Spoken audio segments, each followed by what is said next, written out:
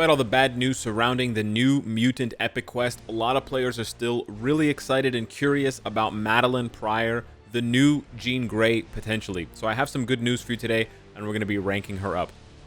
You can actually unlock Madeline Pryor without actually even finishing the Epic Quest. Now, it is going to cost you a little bit of effort, and it's going to cost you a few rank up tickets, but you can actually do it fairly easily. As you can see here, we're only 72% done the Epic Quest. We still have about a third of the missions left to go, but I already have a 1-star Madeline, because all you need to do is get to Untold Danger. Once you finish this Untold Danger quest, you actually unlock a level 60 Havoc, a tier 2 level 60 Havoc. And then, he's behind my camera here, but Havoc is basically the one that's kind of gating you from completing it. Now, I know that Madeline's a very expensive character. I know that you have to buy Rachel Summers, who costs 4,500 crystals if you don't get her from the Dimension Mission acquisition box, which is free, but very low chance. Kid Omega and Cyclops are pretty easy to get. I know Hope is another deluxe pack character, so you're looking at like 11,000 crystals worth of 2 characters in Rachel and Hope.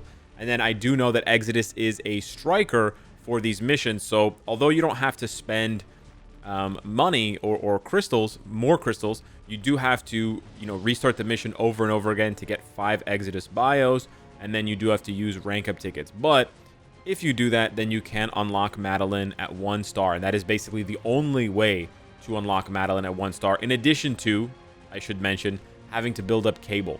Now, having to build up Cable normally would be a downside because he's a native tier 2, but in this case, it's necessary to build up Cable in order to unlock World Boss Legend, and every player should be beelining to World Boss Legend anyways because of the insane drops. So I don't really consider that a problem. I actually consider that a good thing, because the more of the same sort of repetitive characters they line up, the more value each of those characters has. So in this case, Cable just sort of gains value here. It doesn't actually seem like a big hurdle in my opinion. As for the resources, let's take a look here. I have 4,700 feathers at the moment, and we have just under 500 million gold. We'll call it 494 million gold. Let's go ahead and level her up and see. She's a native tier 2.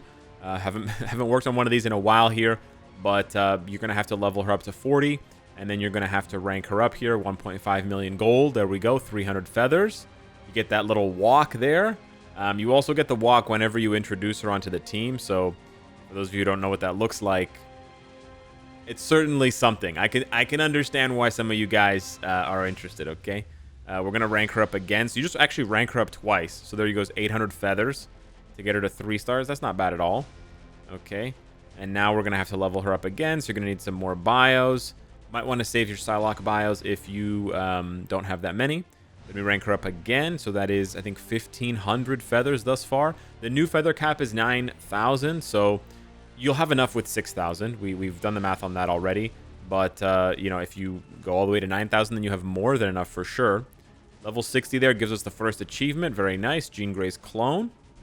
All right. Then we go to rank her up again. Now it's 1,200 feathers. I don't know what the running total is. It's like 2,700, I believe, something like that. But we do have a 5-star Madeline to show for it.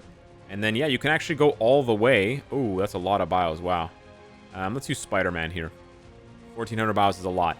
Unfortunately, what I just noticed as well, that's 10.5 million gold. Yep, that's why we try to stay above 200 million at all times. There we go, 6 stars.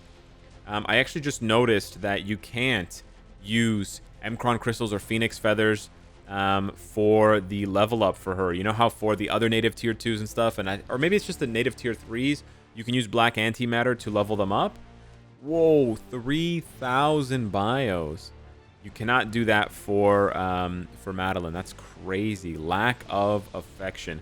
So this is where essentially most players, all players more or less, are going to get stuck, because from here you don't have you're going to have to unlock her potential. You're going to have to do the mastery stuff here, which is easy. It's just 1,350 Emkron crystals.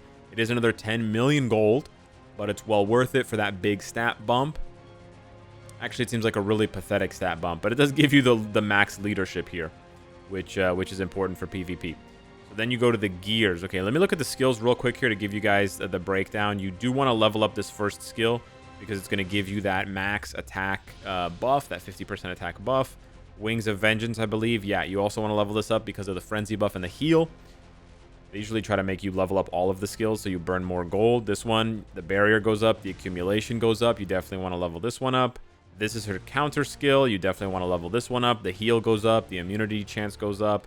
So basically, only her first skill. If you're really desperate for gold, you can skip leveling up Light Touch. I'm going to do it just so you guys know what the exact cost is. I've already rolled Power of Angry Hulk for her ISO 8 set. You can go with, Power of Angry Hulk or Overdrive, but keep in mind, as a character that doesn't have a uniform, she doesn't have access to the extra stats that a uniform gives, the extra rolls, which means that attack speed is going to be a lot harder to cap for her. As you can see, I'm only at 122% on the attack speed, unless you have a ton of attack speed on your cards. I'm talking like mega attack speed. But we're going to go ahead and give her a juicy, maxed out ISO set here. Keep in mind, she is an energy damage dealing character. So you do want to make sure that your ISO are either all attack or energy attack and not physical attack. And then we do want to give her HP. You want to jack up her HP as much as possible. See, these are all physical attack. Gotta be careful. You want to jack up her HP as much as possible because of PvP. That's really her game mode. So there you go with the triple energy attack, or the double energy. 27,000 is low, but we are almost capped now on attack speed, which is good. You want to get through those animations very quick. Moving on to the gears here. One thing you're going to want to do... Okay, hang on. Let's get to 15 first. It's 500k a pop. Once you get to 15, especially on the 4th gear, and if you don't have all of the gears, if you don't have enough gold for all the gears and you want to just start with the 4th gear, then you can go back to the 4th gear now and you can re-roll the option. Because this is when it's going to be the cheapest. It's only 6,000 gold per roll. Later on, it gets more expensive. So as you can see right now, I have Ignore Defense, Attack Speed, and Cooldown capped. That's because when you rank up her gears, you can see she has Ignore Defense on the 1st gear. She has, double defense HP there. And then she has, she doesn't actually have cooldown on any of them. So I'm actually going to keep it on cooldown because without that roll, oh no, I'm 13% over capped. No, I should actually roll for, I think, either dodge or crit. No, I think I'm going to roll crit damage, actually. Her dodge is very close to being capped, and, I don't think the crit damage is going to be very near to being capped, so I'm actually going to go for crit damage. But, of course, you want to prioritize Ignore Defense and Skill Cooldown if you haven't gotten those capped, and then I'd probably prioritize Attack Speed, to be honest, if you're very far from the cap, because having slow animations means that it takes longer for her to finish one and go into a next one, which... again, is really important for PvP to get through. Now, let's see here with the gear upgrades. We only have 300 feathers left. How many is it going to cost us to do just one gear? That's 80. We're probably going to run out before this one gear is done. Oh, 3. 1. Oh, wow. We got super lucky. Okay, so I think this is where most players are going to run out of materials here. And if you see, I'm probably going to run out of materials in a couple more rolls. I got super lucky on that 1st gear with tons of extremely low rolls.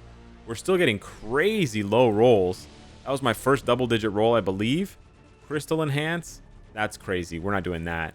But let me go grab some more feathers from the other game modes. Besides the Epic Quest missions where you can farm extra feathers if you have all of these unlocked, if you need extra feathers, I'm going to show you a place you can get them.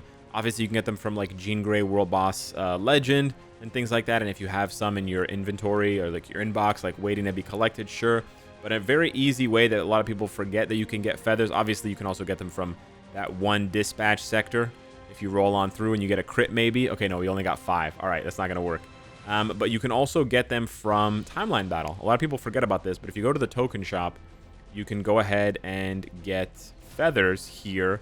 200 feathers for 7,000, which is a really good deal because you easily cap out these tokens. And now, especially with the token pop-up window, which is just so crazy, such an insanely valuable quality of life feature, having that token pop-up window. Rarely you can find some X-Men materials for gold in the dispatch shop that you can buy there.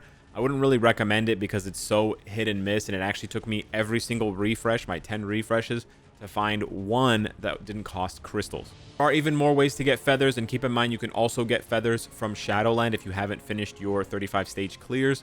So that's an option. But yeah, farming feathers aside, we're back with almost 1,000, which hopefully should be enough to finish her gears.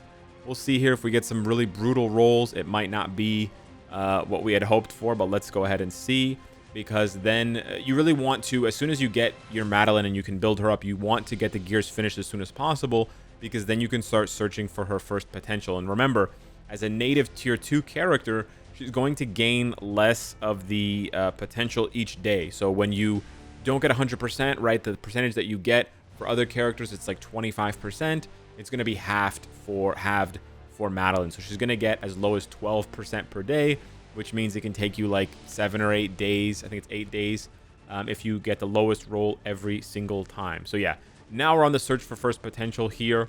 You can have a superior first potential realization ticket in your inbox if you've purchased one before, or if you really want to, you can purchase one here for $40.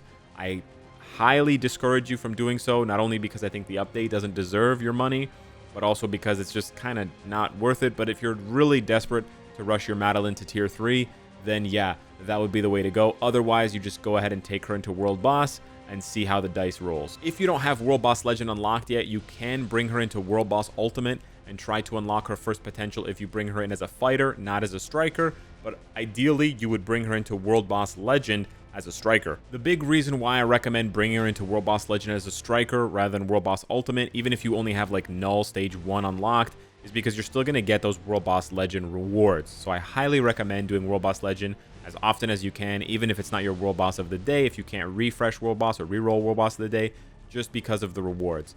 Now, my camera's actually blocking it, but we got what I think is the lowest roll for her potential. I believe it's 12.5%. We'll go ahead and check. And okay, it's 16.6%. So it may have been updated. 12.5% might be her second potential. I don't know. She doesn't have a second potential. She can't go to level 80. I don't know where they got 16% from, but yeah. So that's essentially it for Madeline Pryor until I get her potential unlocked, and then we can take her to tier 3.